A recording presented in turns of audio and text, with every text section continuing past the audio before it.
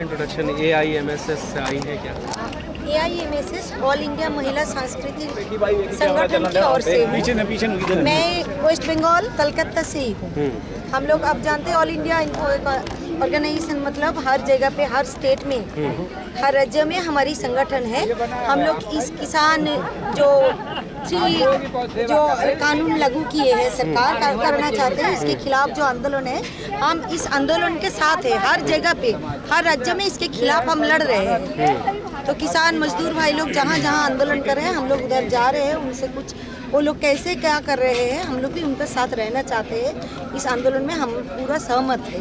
जब तक ये आंदोलन चलेगा हम उनके साथ ही रहेंगे क्योंकि हम चाहते हैं ये आंदोलन कामयाब हो जाए। नहीं, प्रधानमंत्री कह रहे हैं कि आप जैसे लोग हैं एक्टिविज्म में आकर और किसानों को बरगला रहे हैं, उनके लिए मजबूत जो कानून बनाया है इसलिए उनको बरगलाया जा रहा है, उनका भला होना नहीं देंगे।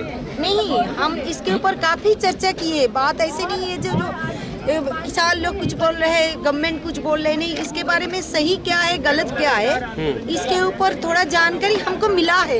इसीलिए हम लोग स्ट्रीट पे खड़े होके आज बोल रहे हैं जो सरकार जो करना चाहते हैं वो कॉर्पोरेट के हिसाब करेंगे। पूंजीपति लोग को ही वो ज़्यादा से ज़्यादा सर्विस देते हैं लेकिन आम जनता के लिए गरीब किसान खेत मजदूर उन लोगों के लिए वो कानून लागू नहीं कर रहे हैं।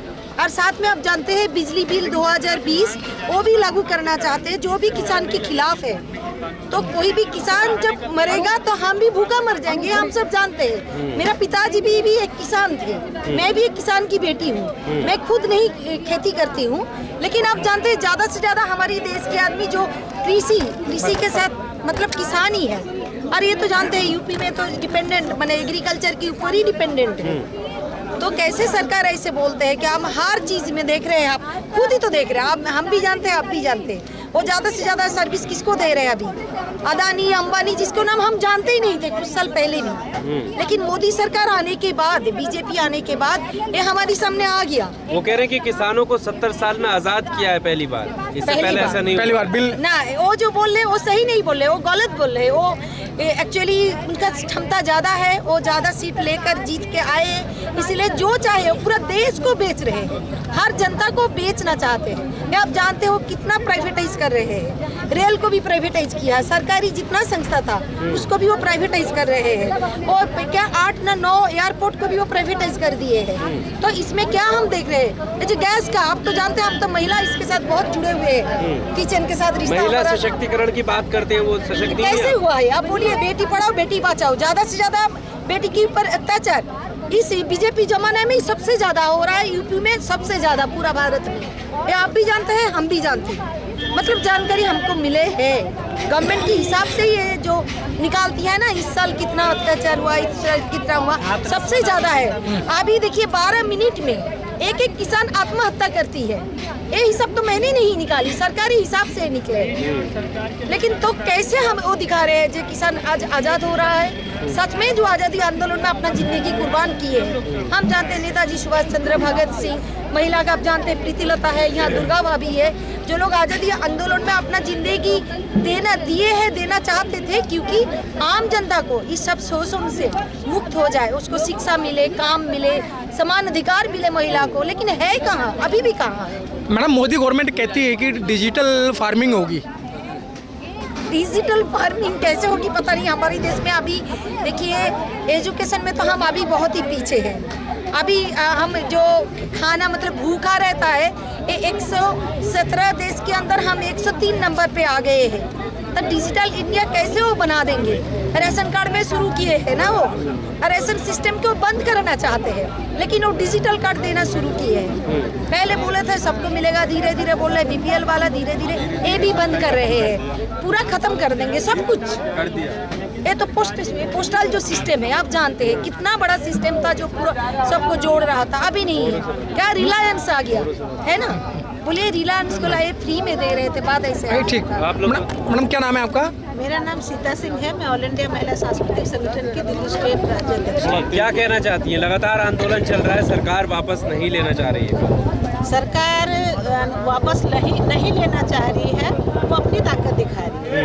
लेकिन यहाँ किसान की ताकत भी कम नहीं है। और ये जो 3 काले कानून सरकार ने किसानों के खिलाफ लागू किए हैं, ये 3 काले कानून खाली किसानों के लिए ही नहीं है, क्योंकि अगर ये काले कानूनों से किसान का नुकसान हो रहा है तो उतना ही नुकसान आम जनता का भी हो रहा है, क्योंकि आम जनता और किसान का एक ऐसा रिलेशन है, क्योंकि वो एक किसान ही है जो सारी दुनिया का पेट भरता है, अन्नदाता है वो।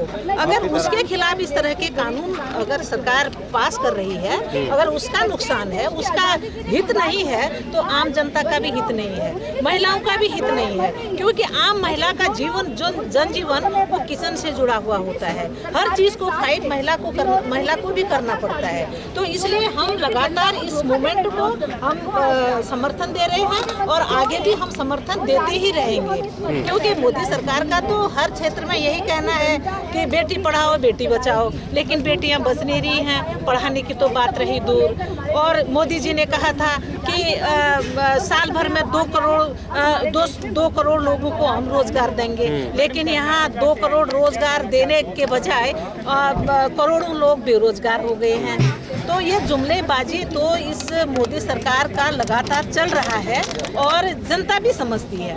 अगर ये किसान ये कहता है, मोदी सरकार कह रही है कि हम किसानों को लड्डू दे रहे हैं, अब किसान कह रहा है कि उस लड्डू में जहर है, तो फिर क्या जबरदस्ती वो मोदी सरकार किसानों को वो जहरीला लड्डू क्यों खिला रही है? वो कह रहे हैं कि किसान नहीं है, ये और लोग हैं जो राजनीति करना है, किसान तो उनके साथ है। कहेगी है वो तो हाँ बिल्कुल। महिलाएं अगर आगे आती हैं तो उनको कहते हैं कि 100 रुपए में बैठी हुई है, और क्या नाम कहते हैं, छात्र आता है या नौजवान आता है, टुकड़े गैंग है, माओवादी है, ये उसकी पूरी तोड़ने की साजिश है।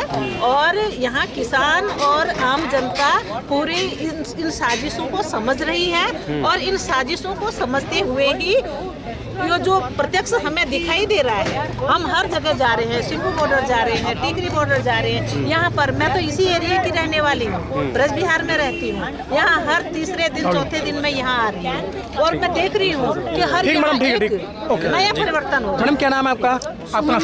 नाम है मेरा। आप कहाँ से?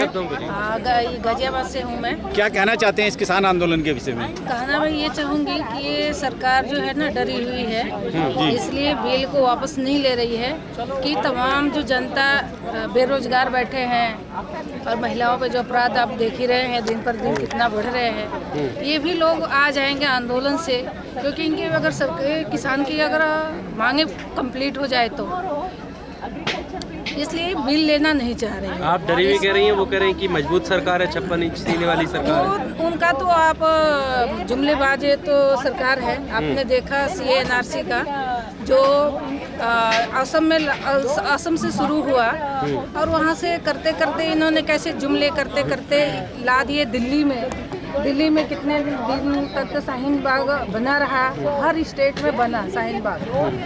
और कोई अमित शाह कहीं से कुछ और बोल रहे हैं, मोदी जी कहीं से कुछ और बोल रहे हैं, क्योंकि ये जुमलेबाज है सरकार। ये बार बार मैं दोहराऊंगी इसलिए कि देख रहे हैं, इनसे सीखने को हमको मिल रहा है। जो ये बातें कहते हैं ना, इनसे हमको सीखने के लिए मिलता है, क्योंकि आप ये उलझाए रखने के लिए जुमला फेंकते रहते हैं और अपना काम करना ये चाहते हैं हमेशा, क्योंकि मुस्लिम को होगा करके। लेकिन धीरे धीरे ये क्या करेंगे कि हर धर्म पे ऐसे ही बांटेंगे। ऐसी है ये सरकार जुमलेबाज। आप बोले जी, बताइए। मेरा नाम आशा रानी है, मैं भी ऑल इंडिया महिला संघ। तेज बोलो हाँ मैडम। मेरा नाम आशा कैसे रानी देखती हैं, बताइए इस आंदोलन, क्या कहना चाहते हैं? मैं तो यही कहना चाहूँगी कि ये किसानों का जो आंदोलन चल रहा है सही चल रहा है, और जब तक ये सरकार काले कानून वापस नहीं लेगी और ये आंदोलन लगातार चलता रहेगा। लेकिन मैडम सरकार तो ये कह रही है कि आंदोलन वापस, ये बिल हम वापस नहीं लेंगे, कानून वापस नहीं लेंगे। तो ये आंदोलन लगातार चलता रहेगा, क्योंकि जिस कानून से किसानों को फ़ायदा नहीं मिल रहा है वो भूखे मर रहे हैं, लाखों किसान आत्महत्याएं कर रहे हैं और उनको जो फसल बो रहे हैं उनको वाजिब दाम नहीं मिल रहा है। जो NSP जो लागू करी हुई है, जो 2000-3000 रुपये, उसके बाद इनको 200 या 800-900 रुपये बेचना पड़ रहा है।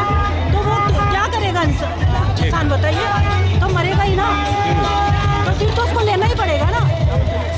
अब वो किसान बोल रहे हैं कि हम तो 6 महीने तक अपना राशन पानी लेके आए हैं, जब तक ये मोदी सरकार कानून वापस नहीं लेगी हम लोग यहीं डटे रहेंगे। और उनका हम लोग लगातार सपोर्ट कर रहे हैं। जब से ये 26 तारीख से इनका आंदोलन शुरू हुआ है, हम लोग भी लगातार आ रहे हैं। सिंधु बॉर्डर पे भी हम लोग जा रहे हैं, टिकरी बॉर्डर पे भी जा रहे हैं, और यहाँ पे भी हम लोग लगातार जा रहे हैं। और जब तक ये आंदोलन चलेगा हम लोग साथ देंगे लगातार। ठीक है, चलो भाई साहब।